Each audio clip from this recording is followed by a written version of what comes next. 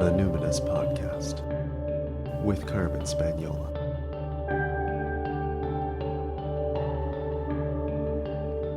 Hi there, and welcome to the Numinous Podcast, where we have interesting conversations with everyday folks about the mystery of life. Now in the 10th year of broadcasting from here on the territory of the Lekwungen-speaking peoples, the Songhees and the Esquimalt First Nations, recently known as Victoria, BC, Canada. I'm your host, Carmen Spaniola. It's my birthday season. I turned 49 this month, and 49 is an impossible age for me because I've wanted to be in my 50s so bad for so long. And now I have to wait a whole year for that to finally come to pass. It's so liminal. And yet, the topic of our show today, to a certain extent, puts it all in perspective because I actually still can't believe that I'm the parent of a 20-year-old. Like, I'm still very much grappling with what it means to be a mother, who I am as a person who mothers, what kind of mother I want to be. And, it feels like it's getting pretty late in the game to still be chewing on this issue, to be honest. But I guess the thing is, there were a lot of missteps in my development at that time when I became a mother because, well, I had my child under pretty stressful circumstances. I really, really wanted my child, but I did not want the relationship I had with their dad. I did not want that marriage. And I really, really wanted to give my child stability and security, but I was suddenly a single parent birthing an infant by myself, now with no savings, who couldn't afford my monthly living expenses, let alone survive on the mat leave benefits that Canadians receive. It's like, I'm very grateful for that. But, we broke up before my baby was born and divided assets and things. And I was underwater. So, I wouldn't say I have regrets, but I would say it's always worth revisiting those missteps. It's always worth going back and kind of filling in the blanks. It's always worth trying to illuminate what we didn't know then and update our understanding now so we can be really clear. And who knows what impacts that will have on our lineage and our community down the line. Well, if you're listening to this podcast, if you know anything about my work, then we kind of do know. We know it's going to be a net positive in terms of the intergenerational healing. So today's topic, I'm being tangential these days because it is my birthday season. So forgive me that I'm wandering down the mists of time, going in different directions. That's how that connects. It's I'm 49 and I'm thinking about my life, and thinking about 20 years ago still as if it was last year. Time is such a wild ride, hey? Anyway, today's topic is inspired by our guest, Jessie Harrold, and her soon-to-be-released book, Mothershift, Reclaiming Motherhood as a Rite of Passage. Jessie has written a book that is a map. It's a map for matrescence and a guide for finding your way back to yourself during those disorienting first few years, or in some cases, 12 and a half years, or in my case, 20 years since becoming a mother. Jessie is a coach and a doula. She's been supporting women through life transformations and rites of passage for over 15 years. She's also the author of the book, Project Body Love, My Quest to Love My Body and the Surprising Truth I Found Instead. Jessie holds degrees in neuroscience and health promotion, and her research on women's experiences navigating health and well-being has won multiple awards and been published in peer-reviewed journals internationally. Jessie's been in my orbit for many years, and she came on Quest with me in 2023, so we've had conversations about the topics she grappled with while writing Mothershift, and I am absolutely thrilled to welcome her to the show and share her warm brilliance with you now. So Jessie, what identities do you lead with? Oh, Carmen, this was such a fun question to think about after having listened to your podcast for so long.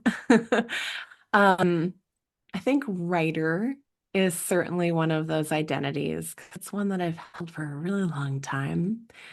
Mother, and specifically mother of kids who've had and who will probably continue to have a tough time living in the world. I mean, who doesn't? But also, a real advocate for my kids and showing up for them in a kind of particular way that makes my motherhood pretty central to my identity. Um, I think of myself as a steward and an apprentice to the land that I live on, um, in this kind of ever evolving, ever deepening relationship. And that's really primary in my life.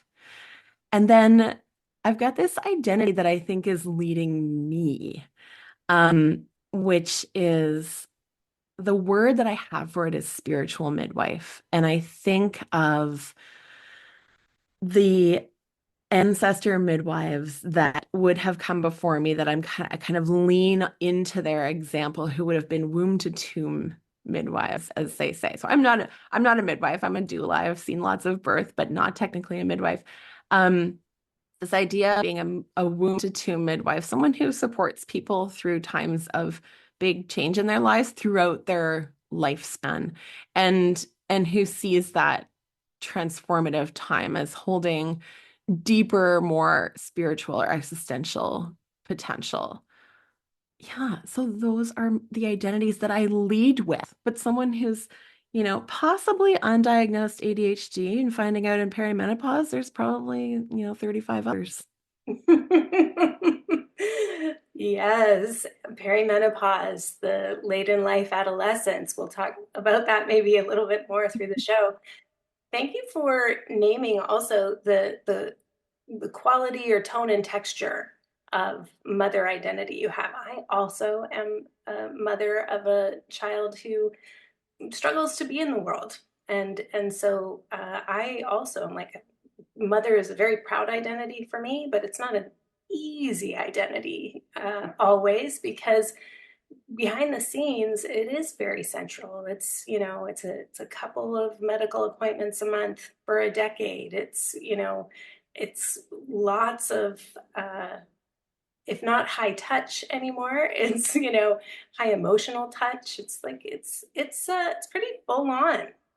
And you don't hear too many people in our world who lead with mother necessarily. And I really appreciate hearing not only that that's an important identity, but also the kind I can understand a lot when you put it that way.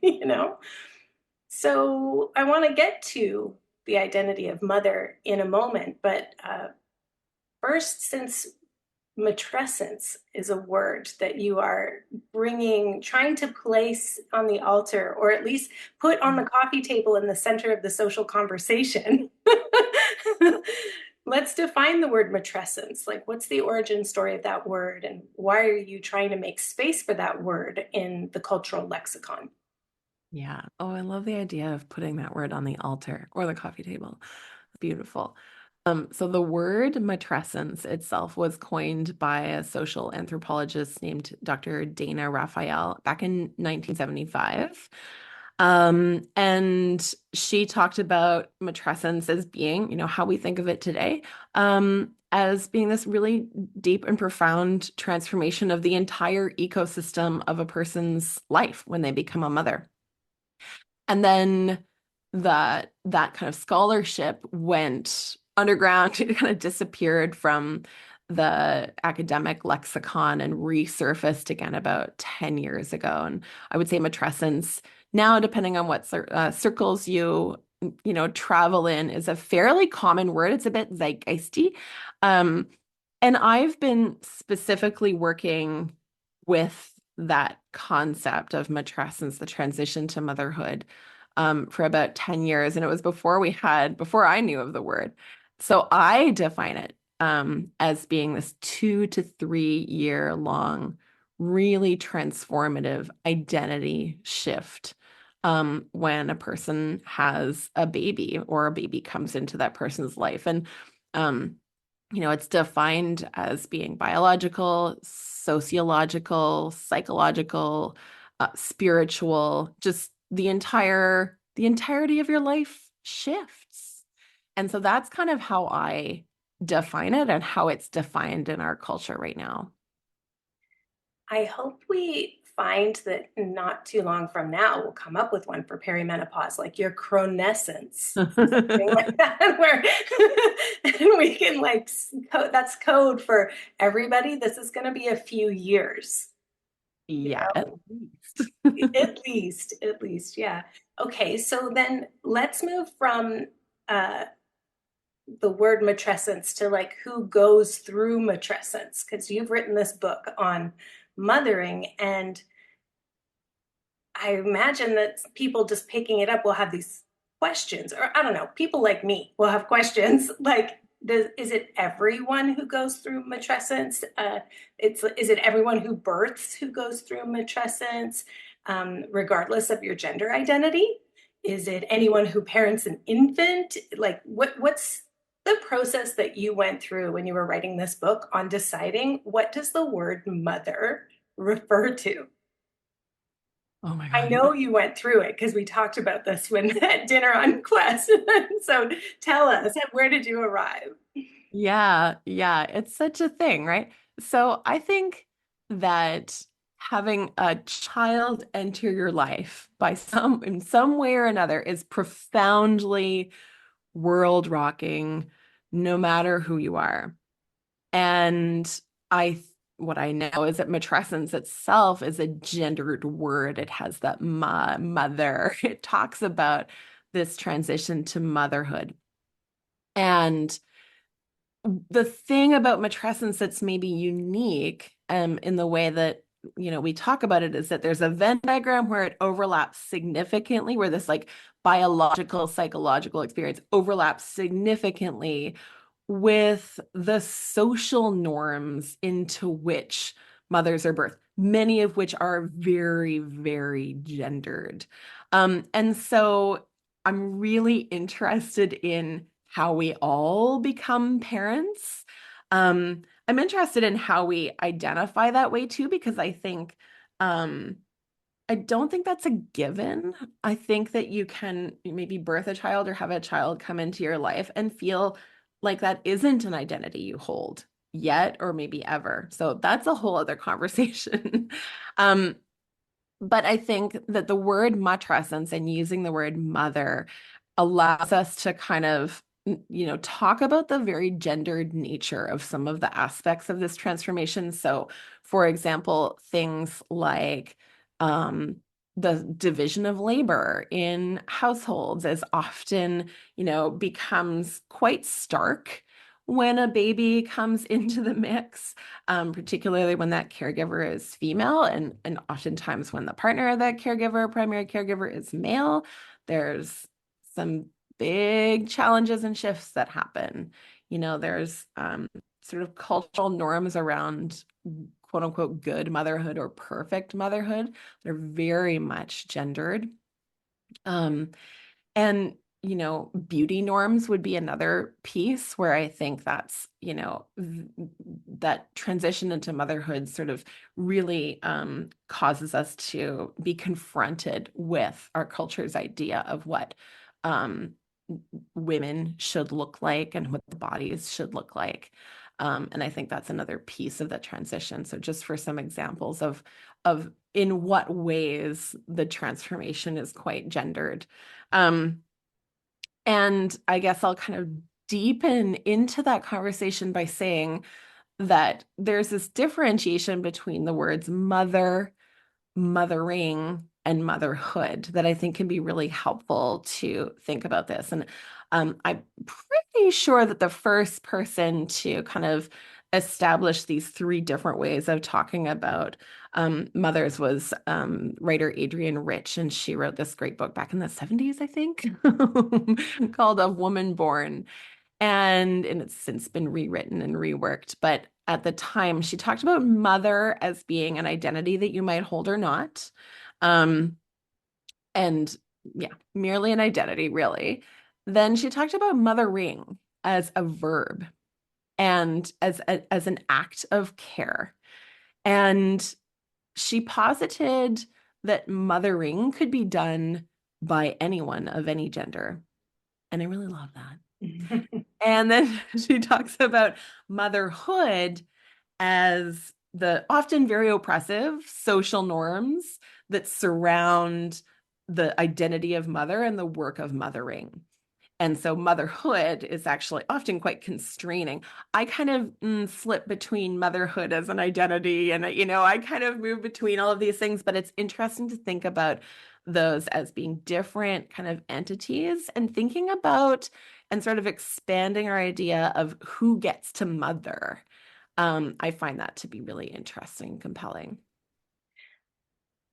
I also want to say thank you so much, Jessie, for reading so many other books to write this book and then synthesizing it and providing a framework for the readers to like integrate all of that information into an understanding and a process. Because, yeah, you cite A Woman Born several times, and I was like, I gotta get that. Of all the books that you cited, I was like, okay, definitely, that's one I should read. And I love this idea that mothering is a thing that anyone can do, and motherhood is fraught. And, not everyone who births or has a child who comes into their lives is ever going to really kind of embrace mother, and it's, over the years, I've definitely worked with some women who they come to me for like attachment repatterning work and they say, like, Carmen, I hear you talk about your child and I don't have those feelings. Like, Mhm. I just, that is not what's come through for me. And we talk about, and of course we do a lot of attachment stuff, not even so much to be like, yes, you have to make your children feel loved, but more like what happened that made it so stressful for you or was so painful for you, or so what was the trauma that you were experiencing, um, such that part of you is kind of stuck in that moment and never had those like key things of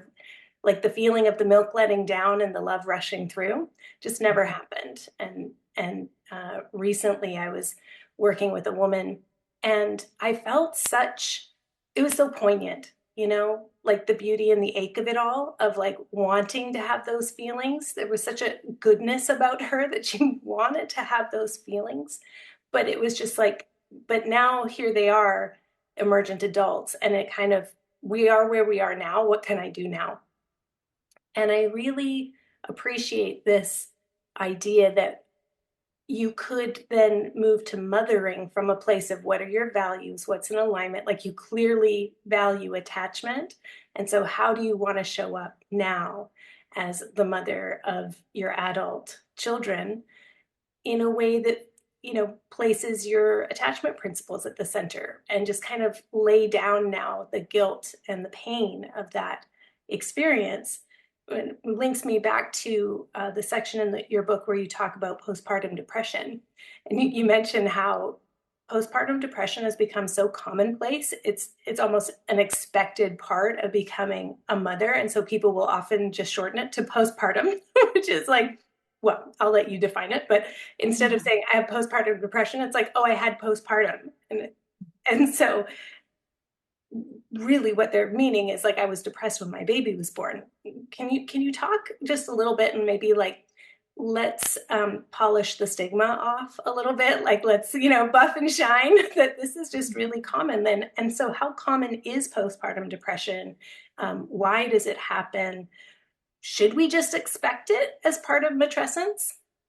Yeah, great questions. And I think I just want to preface all of this with how deeply nuanced this conversation is. I'm going to do my darndest to portray that. And I know your listeners are so appreciative of that level of nuance. So postpartum depression is diagnosed in about 10 to 20% of new mothers. And that's, potentially over and above or in addition to the experience of postpartum anxiety, Oh, yeah, postpartum mentioned OCD. postpartum anxiety. That is Yeah. a just talking to my brow gal yesterday and was, I was like, is there a different term for that? Or do they capture that under postpartum depression because the anxiety I keep hearing about, but that really spikes. Yeah, that's like, I feel like that's a whole other conversation in of itself. Because there's a Venn diagram where they overlap, but yeah, it's a lot. It's a lot of us. And so, is it normal? Is it to be expected? I mean, I think we have sort of a set of cultural conditions within which it's unsurprising that we are experiencing, levels of, we'll just say postpartum mood disorders generally, that are so massive and experienced, in almost double numbers for Black and Indigenous mamas. Um, yeah. And, being a birth worker, I can't help but notice, the vast majority sorry, I shouldn't say, it's about 45% of mothers coming into motherhood having experienced birth trauma. The vast majority are coming into motherhood having experienced a pretty medicalized birth process. And we can talk all day long about that, but the impacts of that are only now being kind of recognized, that some of the birth interventions that are becoming quite commonplace are actually having an impact on our postpartum selves in general, and specifically on our postpartum mood, hormone balance. Um, the list goes on. Then we enter this world of motherhood where many of us don't have access to the kind of support and village community that we used to, or that we're like evolutionarily designed to have when we have babies. We've got the impact of social media and just sort of like the extent to which that motherhood, those cultural norms are just available to us. We're just steeping in them constantly.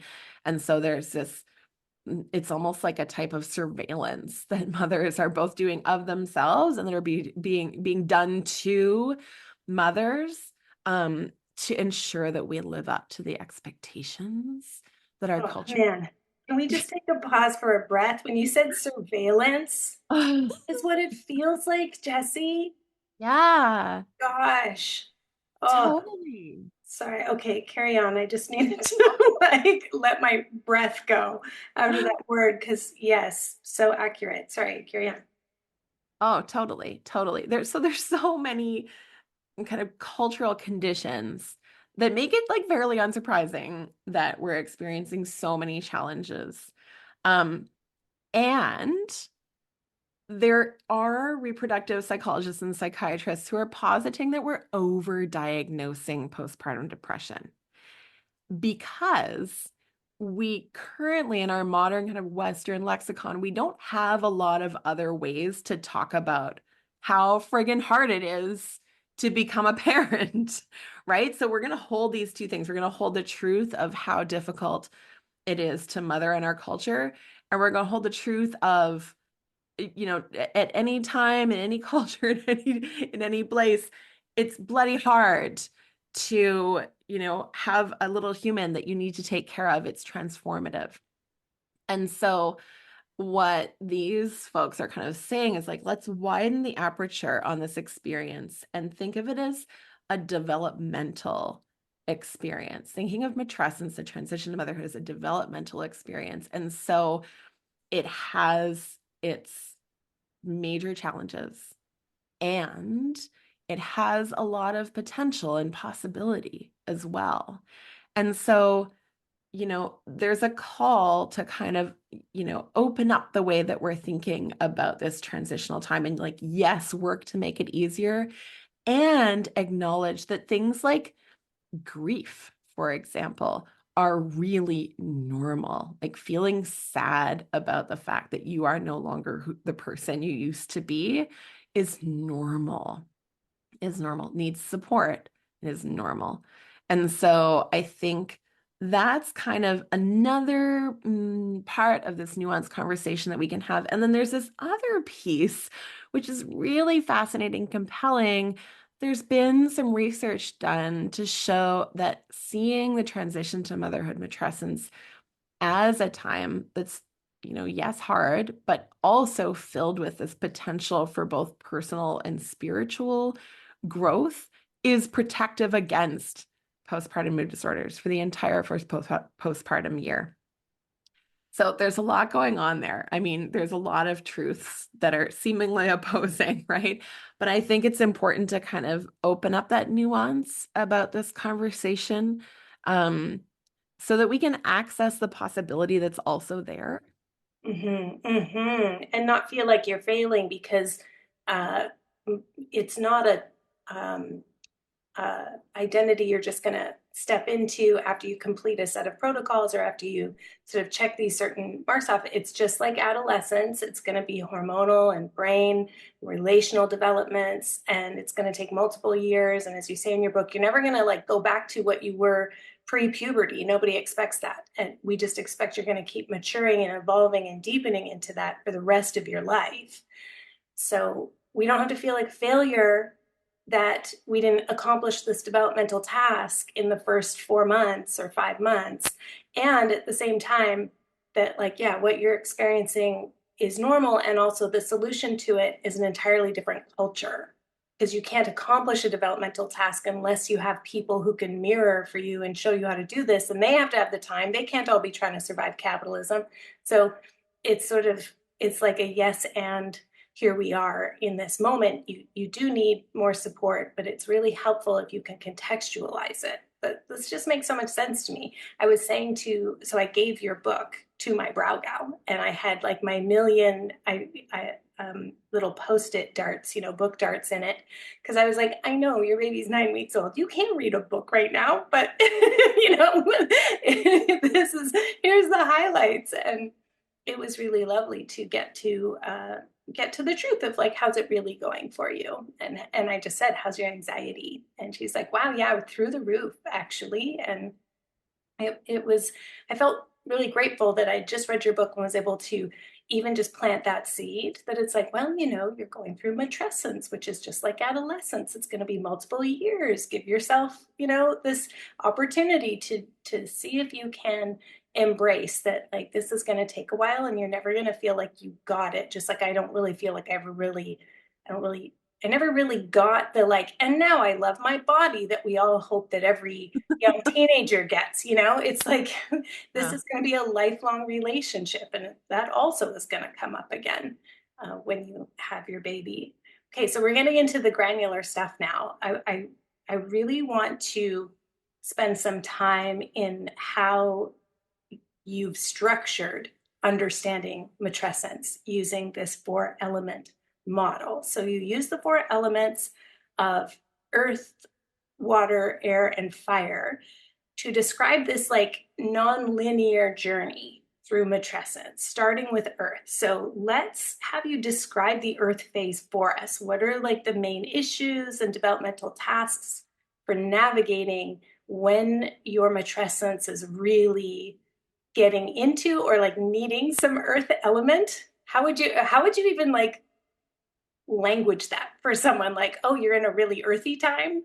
Yeah. Okay. Yeah. Yeah. Well, the 4 elements model it's kind of like, it's both sort of a theoretical model in the sense that we can like look down on it and kind of identify these developmental tasks, but it's also very much a practice model, like something that we can use and get our hands on. And so Earth is the first phase of the kind of journey of matrescence, and it's really where this kind of practice piece comes in. The practices in Earth are, so I always liken it to, when you're lost in the woods and the temptation is to go crashing around looking for the trail, but what you really need to do is sit down and take stock of your surroundings. And so that is the work of Earth. It oftentimes, because matrescence is so far reaching, because it's the entire ecosystem, like everything is changing, it feels really overwhelming, really, really overwhelming. And so this is really the work of orienting to what's true now. Sometimes literally just noticing and naming what is happening. I don't feel the same living in my skin anymore. My relationship with my body has changed. Like my intimate partner has changed, or my partnership has changed. My, orientation towards my values has changed. My career has changed. Like so many things. And so this is the work of orienting to that, naming what is true now, getting your feet in the earth of what is happening. And it's profoundly settling and soothing, just to validating, even just to kind of realize like, oh, it's not just this behavioral shift. Like I'm not just learning a bunch of new skills right now. It's like the very foundation of my identity and my whole world is changing. And I can see that by doing this earth work. Hmm. And I can see it in my body. If we think of body as land, as the landscape upon which this change is happening, there's a whole reorientation to, uh, yeah, how do I feel about living here, and am I familiar with this ecosystem and all these like strange things happening? Am I doing it right? Should I be doing it this way? How do I want to tend? I remember uh, I had my baby, had a nap, woke up, was like, I guess I'll make coffee for the people who are coming to visit. And only looking back, 15 years later, I was like, wow, the impulse to show that I will be right back at it. I will not be, and I was a single mother birthing. And so maybe it was a psychosomatic thing for myself to be like, I will not be laid low by this. Mhm. The inability to actually rest. Well, I don't know, maybe that's a very common thing. But however, I do remember looking at myself in the mirror uh, and saying to myself, wow, my body just did. Like my body, I remember thinking to myself, my body is a high performance machine. I don't like using machine metaphors with my body anymore. But at that time, I was like, holy crap, I can't believe I just literally expelled a whole human. And now a few hours later, I'm getting up to pour coffee for people, you know? But there is that reorientation as well that, again, the surveillance of our times where we are looking at ourselves in a very particular mm, we're looking at ourselves perhaps through the lens of critique at this time as well, and new things to critique. How quick does my body bounce back? All of that stuff. um, what what would you want to say to earlier Jessie having babies in terms of the body stuff? Oh, that's such a great question. Gosh, it took me a long time actually to stop trying to bounce back. Um, right. And I had this really kind of like both and experience, because I'd been a doula already, like attending births for 4 years before I had my baby. And I was very much entrenched in this kind of miracle of birth sort of ideology, right? And this incredible body that I had. And yeah, so that being very true, my body for my first baby didn't quite work like I planned it to. And so there was some grappling about the way that my birth unfolded. Um and those pieces, and yeah, it was like years of trying to get my body back. Like specifically, there were plenty of other areas of my life where I was also either trying to get back what was, or was desperately seeking the new normal. But I think I don't know, it took time. And I'm going to like drift on this question, because I think there are still ways in which I look at my body and see the ways in which it has, and this is the word that comes to me, has been ravaged by motherhood in so many, Mhm. And it's been how many years? How long like has 12 it and a half, been? and we talked at the outset of this interview that like my mothering journey has been, I mean, like everyone's, but has been particularly rocky in a lot of ways. And there's been a lot of ways in which I've been mothering in ways that look like, a lot like I did when I mothered a very, very new little baby.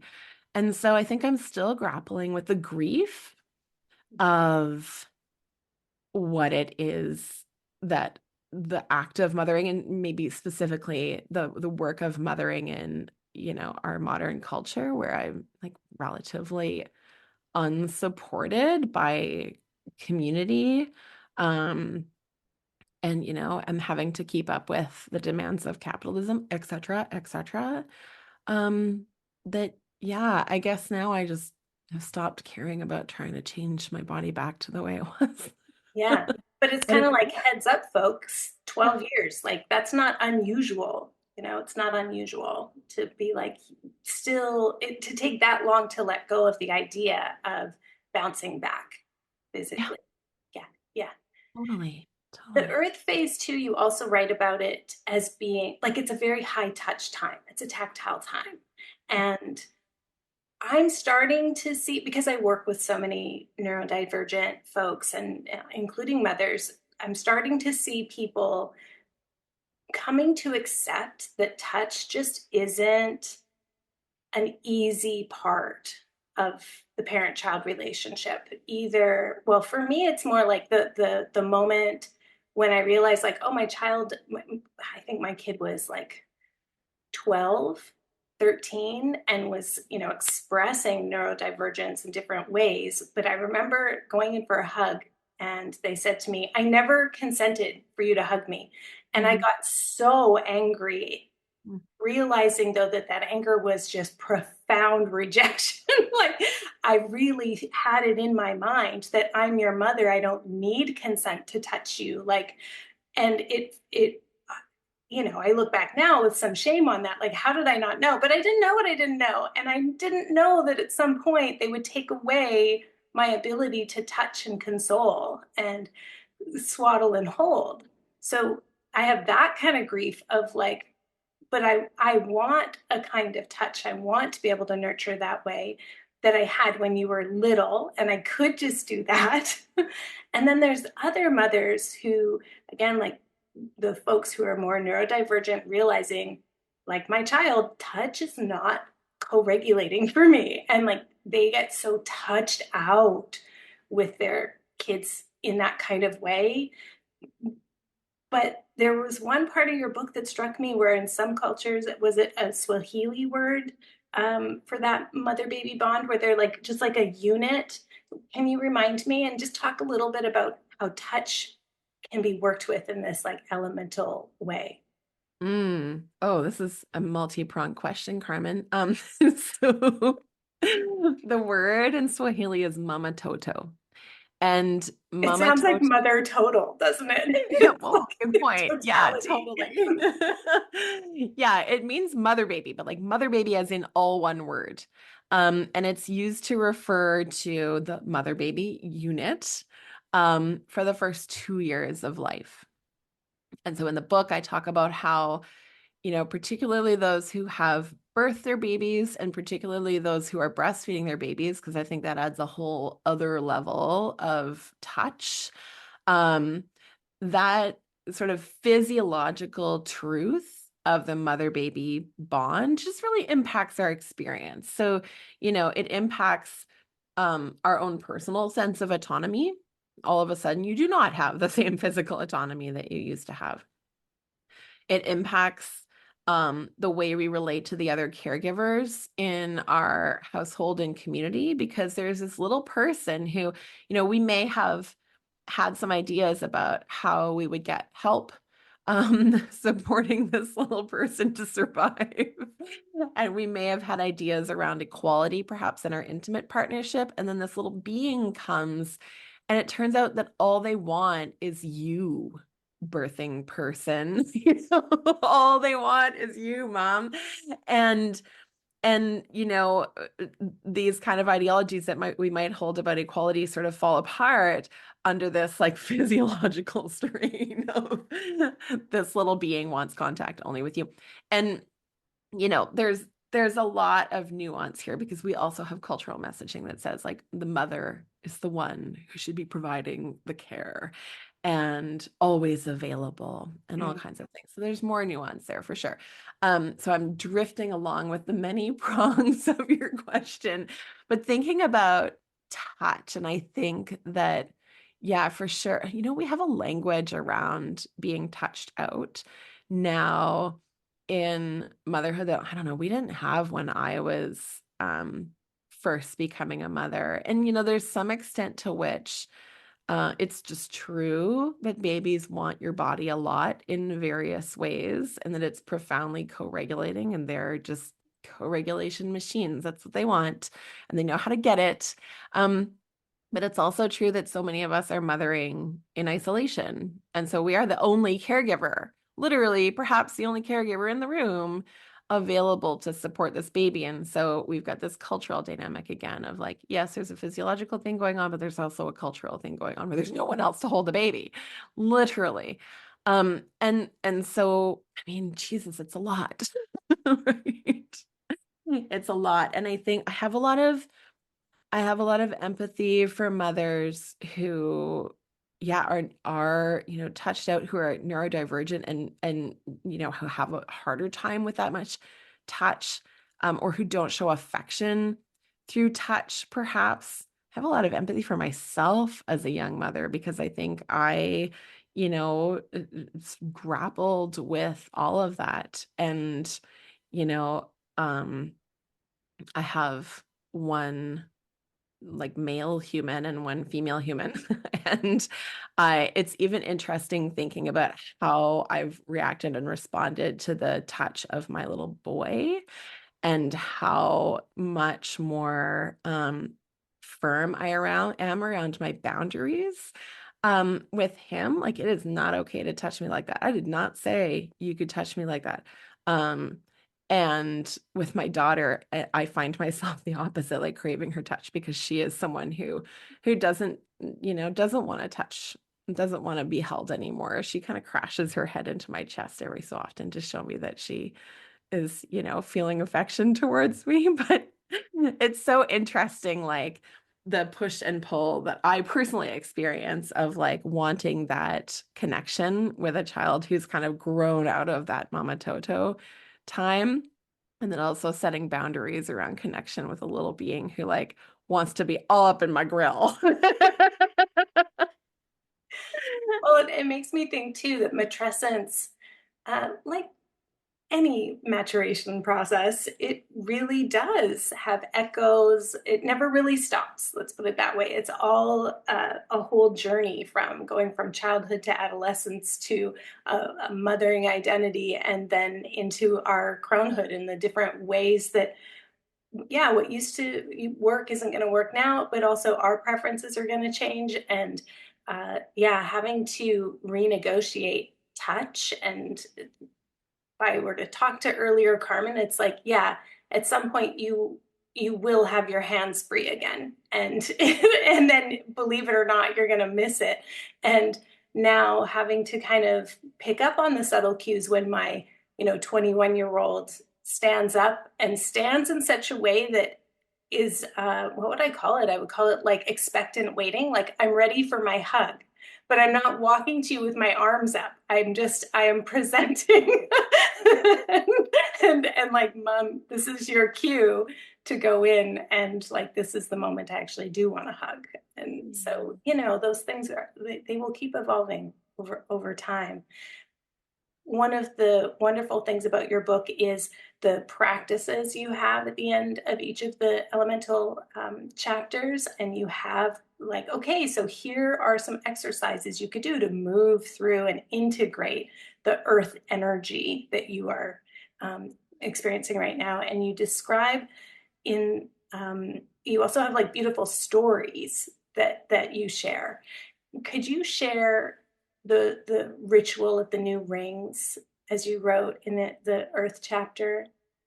Yeah, totally. Yeah. So in the Earth chapter, I talk about one of the many things I talk about is how your intimate partnership often changes and shifts with a new baby. And, like everyone's minded to. And I talk about this experience we had of I think our kids were like 5 months and 5 years ish.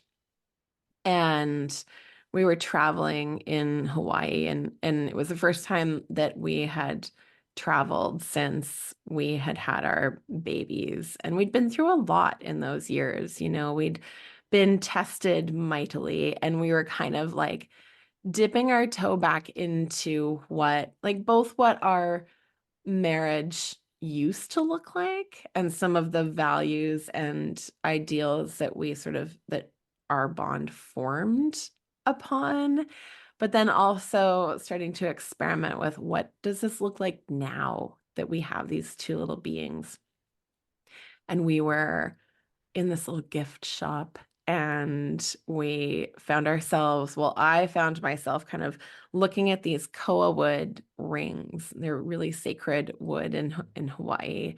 And my husband would normally like either take the kids out, because this gift shop was like filled with all of these really precariously placed beautiful pieces of art. But he actually kind of sidled up alongside me and started looking at the rings too. And we didn't really say anything like deliberate or out loud about it, but we bought new wedding rings. Mm. And I think we could probably articulate it a lot better now looking back, but it was just this like impulse in us, I think. And I mean, my wedding ring didn't fit anymore because my fingers had swollen twice with pregnancy. So it was probably due for a new one. But we decided to make a little ritual of it. And we took the kids out to this beautiful cliff, and we placed the rings on each other's fingers. And we probably fumbled through some meaningful words with each other. And I think it was just this recognition of a new life. I think of that moment as being like, okay, day 3 on Quest. And day 3 on Quest for people I went on Quest with Carmen last year.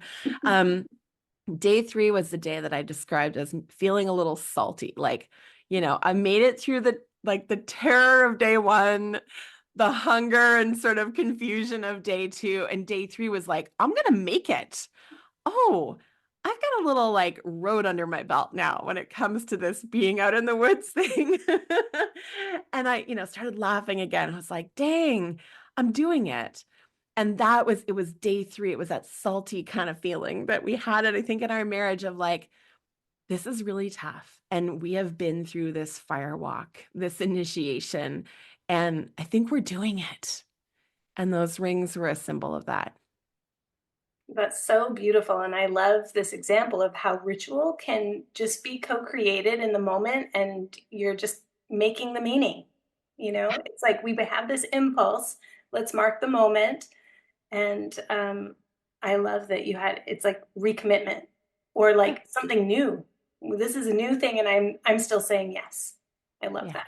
I love that. Mm-hmm. Okay, what's the water element about, and what are some of the themes that you're discussing in that chapter? Yeah, water is all about grief, release, letting go, and other unsavory emotions that we might feel, including rage and ambivalence. I say unsavory, and what I mean by that is that we don't have a lot of space or permission in our culture to feel anything complex about motherhood, actually, particularly motherhood that's like otherwise, quote unquote, happy, healthy, wanted.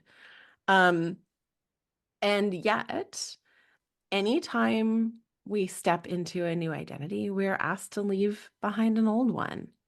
And, I always say you can't do the growth without the grief. Like, I don't think we actually do complete this developmental task of stepping into the identity of mother, capital M, mother, perhaps, without, taking a look back and letting go of who we are, no longer feeling that grief and feeling perhaps that rage that we might experience alongside it. And so that's what the water element is all about. And it feels like maybe the most important thing that I want people to kind of take away from this book is the permission slip to be really sad about all that you're leaving behind. And, there's an ambiguousness to it. that like, yeah, you might drink your coffee hot again, but we don't know. I mean, probably. I think you and I have both drunk hot coffee since we've had children. But other things might change forever. And so there's this kind of ambiguous loss that happens and this sort of disenfranchised grief, like you're not allowed to feel sad about those things. And there's this opportunity again to normalize rather than potentially pathologize the really tough stuff about becoming a mother. And so it's just again kind of a way of speaking to this experience that we're all having. I think we're all having it to some extent. But giving it some airtime and some permission and some skills. I think this is the other thing is that we don't have we have a hard time recognizing grief as grief, but then we also like very few of us have the skills, I think, to move that through and to work with it. And so that's the hope with this water chapter and this idea is that we might kind of access some of that. And I love, first of all, how you placed both grief and rage and ambivalence in this chapter, because, as we mentioned earlier, it's not ambivalence is part of it too at times, right? And I also love that they all showed up together in like a swirly whirlpool thing, because even those of us who might have become more skillful with grief, like we don't often have places where it's like, yes, and it's all going to be mixed up and you're going to feel them all at once. And in 1 minute, you might be crying and like huffing and then just like, fuck, whatever, like all of it can all be happening at the same time. I also really loved how in this chapter you brought in also like those, not only the things that are not socially sanctioned, things that we are not allowed to feel or shouldn't talk about or are taboo, but also the things that are unsaid, but like very tacitly there. You talk about the strong Black woman archetype and how, again, these things are amplified, especially, or if you are a person who has a marginalized identity and you are feeling strong feelings, you cannot express them because what if somebody calls Child and Family Services on you? Or what if, the complexity and the difficulty of this like mishmash turbulent time, it fit so perfectly there. And I loved some of the exercises and journaling and things like that you had to just help people with self-acceptance around that and moving through. And then when you come into the air element, there's like discussion about like things nobody ever told you and things that are literally like just kind of up in the air, this kind of suspension. Describe the air element and the themes that you lift up in that chapter. Yeah, totally. I mean, the whole idea for the four elements model came to me air first because people would literally say everything feels up in the air. It's this time of you're not a mother, you have a baby perhaps, but you haven't yet stepped into this identity. You don't really know who you are as a mother, how that fits into your identity. It's a liminal space, right? It's like this, we think of this kind of classic rites of passage framework. This is the other kind of gift that I think we receive from looking at motherhood and matrescence as a rite of passage is the first gift I think is that ability to feel grief. And the next one is to feel liminality and just to just not know. I mean, it's so counterculture to not feel like you have a strong identity in the world and you have a place to go and you're going there quickly, right? And so it's profoundly uncomfortable for so many people. And I think we either try to bypass it, right? We try to either kind of, shoehorn ourselves back into this old, like pre-motherhood identity in various ways, or we try to push forward into like whatever we think a new normal is, right? And the thing is that there's a tremendous amount of possibility and potential here. I liken it to when like you're in the shower and it's this micro liminal moment in your day. And, there are even brain changes that happen where actually you have access to creativity and intuition and all of these things in a different way that aren't possible when we're tasking. Right. And so, yes, like, no, we're not sitting around just with our head in the clouds during liminal time. Most of us are very much in the world doing the things. But there's this sort of in-between-ish quality to our lives.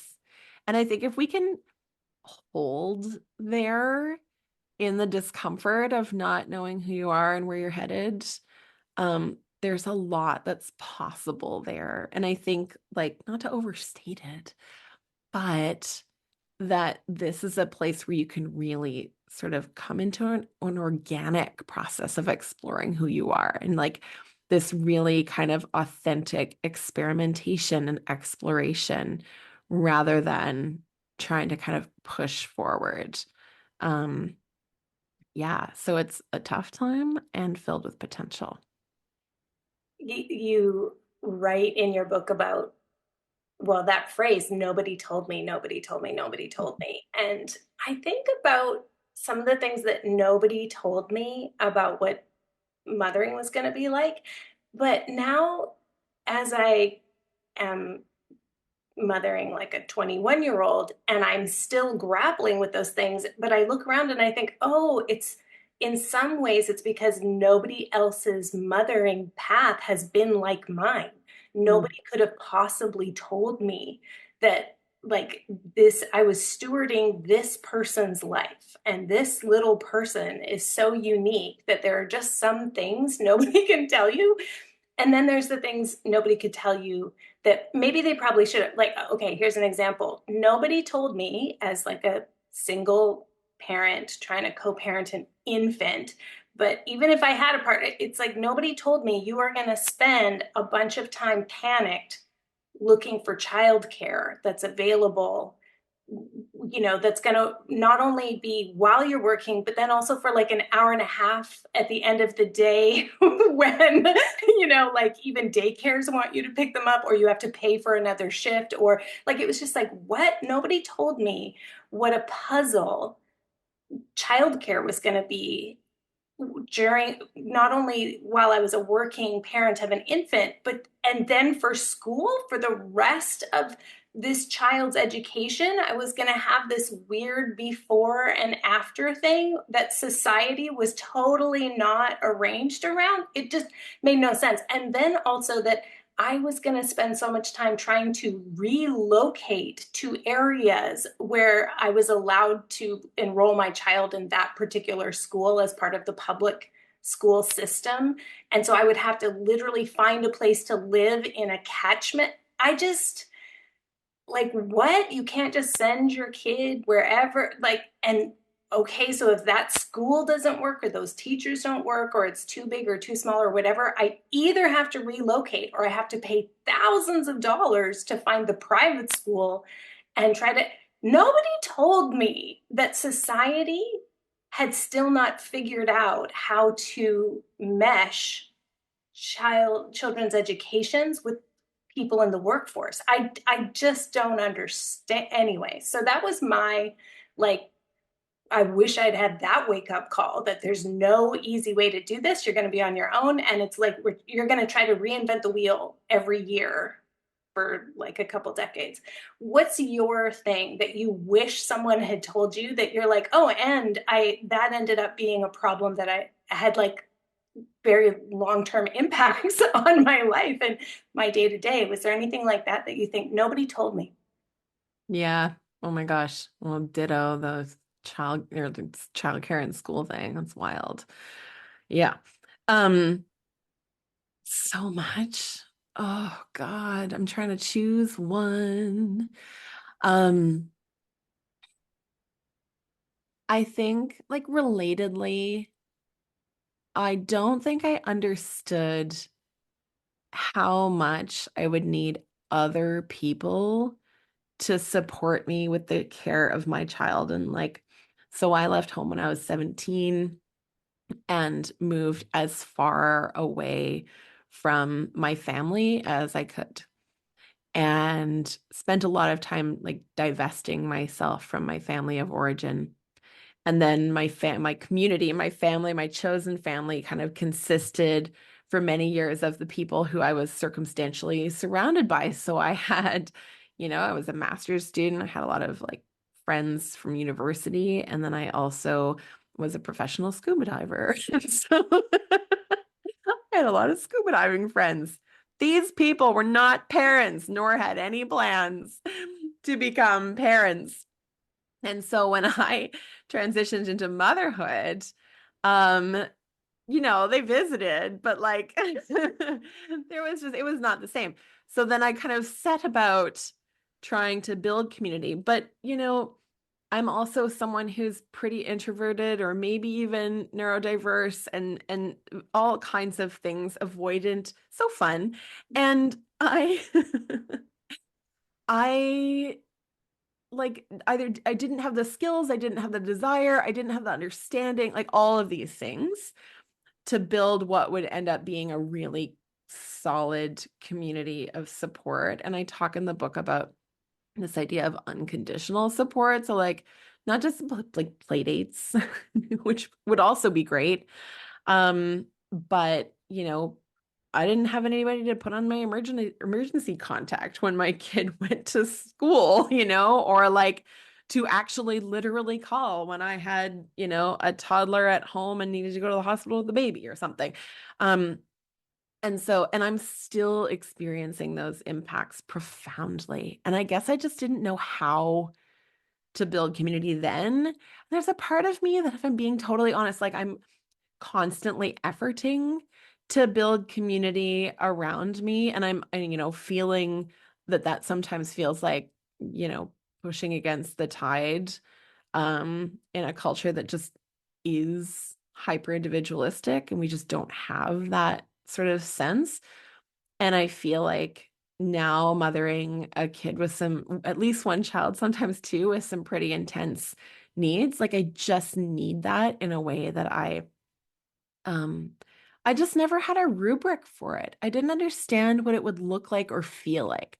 Now I can imagine what it looks like or feels like. And I have grief that I didn't, that I don't have that, or that I didn't know in those early days how to build it, or that it would be so important. I resonate so much as a single mother in my, at 29 years old, 28 years old, working as a wine rep on premise in downtown Vancouver. Like, I didn't have that.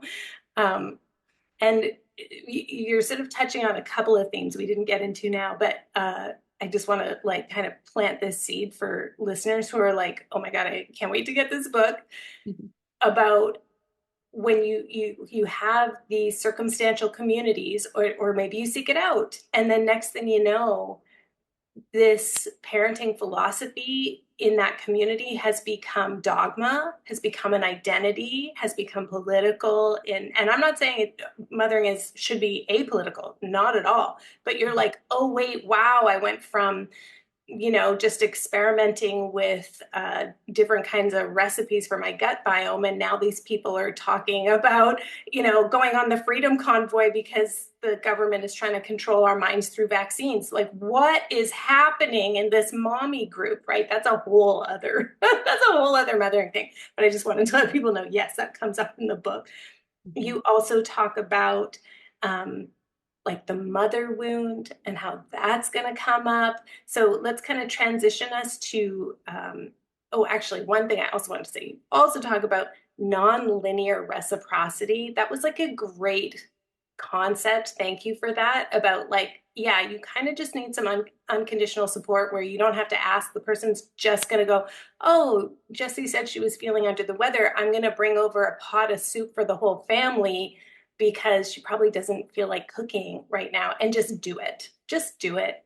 And that then it doesn't become like a quid pro quo, tit for tat of like, oh, I owe that person. It's like, yeah, no, I maybe will never show up at your door with soup, but I will have something to give another person because of the generosity you shared me. I often think about that in attachment circles and like with co-regulation and energy and stuff. It's almost like none of us have a whole bunch of surplus money, but one of us will have like an extra $10 at some point. You pass it to the next person, and it's, it kind of goes around in that, um, you know, little tiny economy, alternative economy. It's the same thing with attachment, with energy. It's like nobody has it all together right now. But sometimes somebody's like surfing a really good wave of energy. They're going to bring it into the group. And then, it'll be somebody else's turn to be offering the co-regulation. I really appreciated you lifting up those wonderful possibilities. And in the fire element is when I was like, yes, yes, so satisfying. The fire element, tell us what the fire element is about and how motherhood can actually intensify our true personalities. Really felt like you brought the whole book all the way back around to when you got to that. Tell us about fire. Yeah, fire is the one that everybody wants to skip to. It does feel good. Yeah. Yeah, it's this time when, and I think it often happens really kind of naturally, almost gravitationally, where we sort of feel the pull of our selfhood once again. And yeah, maybe it's 3 years, maybe it's 8 years, maybe it's 12 and a half years down the line. I can attest. And there's these ways in which, like, I kind of, I was, thinking about your questions this morning and thinking about like how, like what outlasts a massive transformation like this. And it's often the things that we started out with, this very kind of like essential self, perhaps, and maybe we want to call it like an authentic self, or whatever, our soul, you call it what you want. But I think that given the right support and guidance, because I don't think it's a given necessarily in sort of the oppressive constructs within which we mother, but given the right support, we can actually kind of unearth those parts of ourselves that may have gone into hiding to perform, good womanhood, for example, or good employeehood, or whatever, that our tolerance for those, various messages that we've received that have shaped who we are becomes just a little less. And there's this really beautiful process that I kind of support people through to start experimenting with who they're becoming and literally just kind of playing, being curious and playful about what feels good. And this is literally a developmental process whereby, rather than kind of setting goals like we normally would in this kind of, culmination of transformation, that, yeah, we focus on kind of how does this feel now? And how about this? Okay, that's good. Okay, let's do more of that. And I think the result is that we do end up becoming more ourselves in the process. So yeah, fire is the jazzy one. It's kind of snazzy and fun, and it feels really good. It does feel really good. And I can look back and say, yes, everything changed, and yet it was an extended process. And also to kind of recognize, like, okay, it was partially a process of me stepping into my correct position and right order in my lineage as the daughter of a mother who was the daughter of a mother who was the daughter of a mother. And so part of that means that, like, yes, the mother wound comes up, but it's more than I shouldn't say more than, but it's an extension of the mother wound to be like, and now here's who I truly am after having kind of burned away all the stuff that was not me.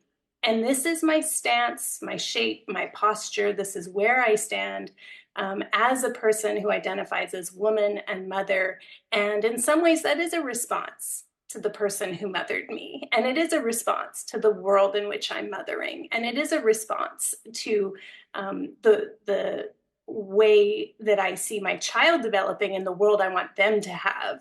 You talk in the fire chapter about how mothers are specially equipped to disrupt social norms. And I absolutely see, that was a great prompt for me to be like, yeah, absolutely. When I read the 94 calls to action for the Truth and Reconciliation Commission in Canada, that was the thing that I was like, I'm going to ask every single one of my child's teachers, how are you going to integrate residential school education and the 94 calls to action in your class? And they already had that mandated where I live. So they had like their stock answers, but I could go deeper with them and be like, great. And so how many of your guests that you're going to bring in, or how many books are written by Indigenous people, or how, and it was very nice to say like, yes, I am going to disrupt and speak to, and I definitely embraced that part of mothering.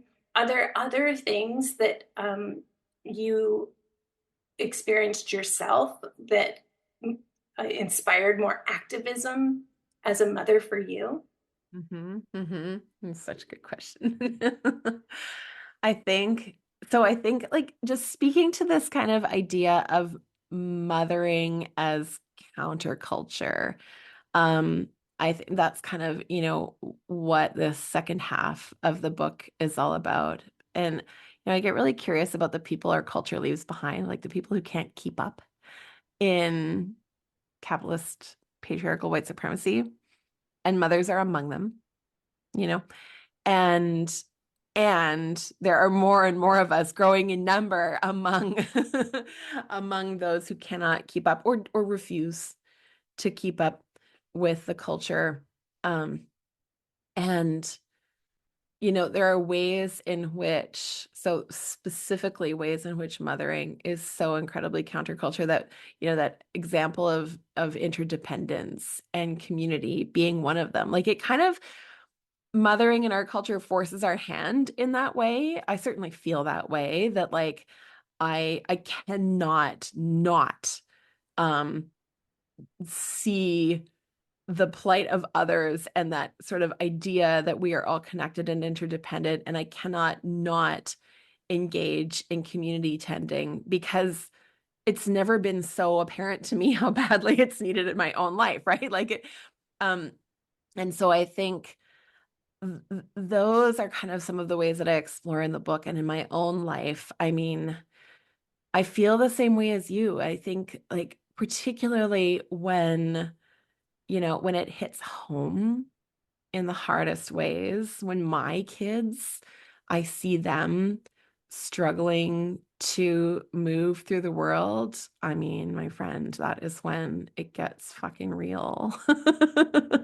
Yeah, we start becoming Right? more than just a mother. I am now a professional medical advocate. Oh my And, God. like, I will be going after the patriarchy inside our medical system. It's like, yeah, Right. Totally. definitely motherhood has radicalized me. Yeah, totally. And that's this kind of potential that I hope for, is that, I think I talk about radical transformation as being like a personal transformation, but I also dearly hope that it is radicalizing. Like, that is the prayer of this book and of all the work that I do, is that, may your transformation radicalize you. Find the thing, whatever it is, find the thing that you're angry about, that you want to change. And like, may this be the fire under your ass to make the change that you can, or to Mhm, advocate the change that you can. mhm. Preach. So, Jessie, as you know, we always end on the question around grief and rage. I'm wondering, how do you cope with grief and rage, and are there any rituals? Because you do talk about ritual in that last half of the book as well. What are one or two of the rituals you've done to cope with grief and rage? Yeah. I'm so happy for this question. I feel like you asking people this question has allowed me to ask this question in my own life more regularly. Yes. So, I guess it's a ritual. Yeah, it totally is. I'm working with a lot of grief, particularly around my mothering, and have been for a couple of years. And the way that it comes out most easily is when I'm moving my body around on the earth in some way or another. So I go on walks with my dog, and I have this special trail that I walk when I know that I need to work through some grief. And I just call out to the chickadees, and I sob and I pray. And I also find that grief comes out. I'm on a swim team, and I find that grief just loves the pool. And so I just put on my goggles and I cry into them. And, like nobody can hear you really screaming underwater, or at least nobody's told me they can. So I work through some things there in the pool too. And I find like for grief, that really supports me. And rage, I know you can relate. I think finding the right location for my rage, as in specifically, it's not the patriarchy. Sorry, it is the patriarchy. It's not my husband. So currently, my husband and I have a ritual that's was inspired by your ritual of the marriage moon. And we do a cold dip in the ocean. We live right on the ocean, so it's near and dear to us. We do a cold dip on the full moon, and we have a little libation. We drink mead afterwards, honey, to just stay sweet. Come on, please. And offer a little to the earth that holds us. And it's kind of like a placeholder for a lot of other stuff that we need to work through, but it allows us to kind of touch into some co-regulation and some wider holding. Yeah, so that rage is like, I don't know, soothed a little, has a place to go that's not him. Not always him. Let's put it that way. Not always him, exactly. It's usually the patriarchy and sometimes him. Yeah. I feel, yeah, there's like tears in my eyes. I want to name that the ritual field of the ritual of the marriage moon is growing and strengthening because it's come up in different couples in the last kind of week and a half. It's also in the introduction of my upcoming book, Spells for the Apocalypse, that's in there. And I think Ruben and I are going to do an episode on the ritual of the marriage moon because we've been really parsing out like, whoa, that was actually like after all the therapy, after all the different things, after all the things that we tried, that was actually the process that held us, the ritual container that helped us to metabolize the rage and resentment and all of that. And it was like quite gentle. Normally we think of rage rituals. I do a lot of like move your arms and legs or like use your voice, but actually it was like, okay, we are gonna get in partnership about the rage and resentment because of how complex this is, this like, partnership through major rites of passage. That's a difficult thing to do, right? Like you are on a quest with another person. That's just not as fun in some ways. Oh my God. And I can't say enough for how much those podcast episodes and the article Portrait of a Marriage were supportive of us. And my husband and I listened to them together. And that was where we came to too, is like, fuck therapy. Oh my God. Okay, we've done it all. I mean, it's not fuck therapy, but it's like we've done all of those things. We're very skilled in many ways, and we're still not connecting. And it's just like, it's almost like I give it up. I don't give up. I give it up. Yes, I give it up. That's what the ritual is. I give it up to the moon. Totally. Hold us, Yeah. please hold us, because we've done all the other things and they brought us to this point, but they can't actually take us into the next world like the moon. You're going to have to take us in your orbit, take us somewhere else because we surrender. We've done everything we and like, yeah, it's a lot and it's gotten pretty good, but yeah, here we are. Okay, we're starting to tease we're starting to tease 2025 here of the Numinous podcast. So let's just bring it back. Yeah. Thank you so much, Jessie, for this book on behalf of all the mothers who will never get a chance to tell you and all the people who will be touched by this, with folks who are reading it and just sharing the idea that this is a multi-year developmental task that, thank you on behalf of all the people who won't get a chance to. I really appreciate you coming on the show and sharing more today, Jessie. Well, thank you so much, Carmen. It's been a total honor. Thank you. See, I don't think you have to be a new mom to read this book. I mean, there was so much I was vibing with in this book. So yeah, you may be a few years past that initiation into motherhood, but I mean, I would imagine there are a lot of folks listening who are currently managing a depth of grief and a volume of rage that is, let's just say it's compromising your ability to connect with people in the way you'd like, specifically your beloved people. So even if you're not a new mom, I highly recommend you pre-order Jessie's book, Mothershift. And yes, please pre-order now, because you know how important pre-orders are for an author. It's how publishers determine how much they're going to support and market a book. And then that impacts whether they are going to look at another book proposal from an author. It's a whole thing. If you don't know, it's a whole thing. So please pre-order prior to its publication date. So I think, by November 11th. That would be great. I'll definitely put a link in the show notes for you as well, and all the different ways you can keep up with Jessie and her work. If you'd like to give me some feedback on this episode, you can go to the show notes in your podcast player or at numinouspodcast.com, where you'll find a link to leave either a voice note or a written note. Or if you want, you could go in your browser to castfeedback.com/numinouspodcast. Okay, my listener shout out today. I want to thank longtime listener Dana, who left a 5-star review and titled it Soul Candy. This is one of my most treasured and favorite podcasts. I'm so glad it exists. Thank you, Carmen, for sharing all the amazing information and guests and stories you do. You ask the best questions and the conversations are so insightful. I love that the topics can go from tarot to collapse awareness, and always in a way that my nervous system appreciates.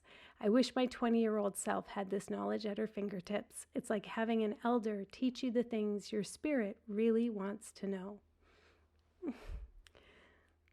That is very heartwarming. It's very gratifying. That's the word. Gratifying. Thank you, Dana. I super appreciate you listening. I'm glad you exist. I'm glad that the podcast is a way that we can travel this path together. I also want to say a little kind of like listener shout out adjacent thing. I am starting to get tagged on Instagram in like a lot of Spirited Kitchen themed posts, which I love. There's Spirited Kitchen themed workshops and suppers and gatherings happening. I've seen people gathering to make witch ladders. It's so funny because I saw one person post like, oh, we're having a workshop. And I was like, oh, I wonder if they're making witch ladders, because I wasn't tagged in it. And I liked the post. And then they messaged me and said, this is a witch ladder. It was so awesome. I've also seen people are having dinner parties. I'm seeing the recipes that they're cooking. I saw somebody who made the stuffed pumpkins. They look so good. They said they love them, but especially the corn chowder. And they made the hot apple cider recipe. So if you're a Spirited Kitchen fan, please, please, please take pictures of stuff when you're doing stuff and things with it. And then when you post it, please tag me, because I love it so much. I love them. I wish I was there, and I'm going to try to remember to add them to my highlights so I can like keep that up to date and have it as like a little album of things. So thank you, all the witches out there who are tagging me and stuff for the Spirited Kitchen. Okay, last thing. Hey, are you subscribed to this podcast? You should be, because there's a whole thing happening next week, and it'll come out every day. So you want to make sure that it's automatically getting loaded to your podcast player. So if you're subscribed, you're going to get like the full experience of my birthday week personal retreat. So starting on my actual birthday, October 28th, I'm releasing a podcast every day until November 1st. And when you listen to them back to back, they're sequenced to take you through like a personal Witches New Year retreat, complete with trance work and divination and ritual. So you'll want to book a few hours, like the first weekend in November, when you can like curl up in your bed with your journal and a hot cup of tea, and imagine that like we're going to hold hands and journey together through this season of the Wheel of the Year. And if you'd like to join me live for the Wheel of the Year gathering in the Numinous Network, we're having our Samhain ritual, our annual Halloween ritual, on Friday, November 1st from 10 to 11:30 a.m. Pacific. And the theme is Hecate's Deipnon. So this was traditionally done every month during the dark moon phase. This is like back in ancient Greece. It would be during the dark moon would be Hecate's Supper, also called the Deipnon. And this year, that Friday is a new moon. So, we're almost perfectly aligned to participate in this ancient custom. And if you have the Spirited Kitchen, you know that Hecate, Queen of Witches, is central to the Samhain chapter. And so if you can't make it live to that Numinous Network gathering for the Wheel of the Year, it's going to be recorded and available to watch for a week. But of course, we'd love for you to come join us in the Numinous Network. And you can find out more about that at carmenspagnola.com. CarmenSpagnola. Hope to see you there. Till next time, take care.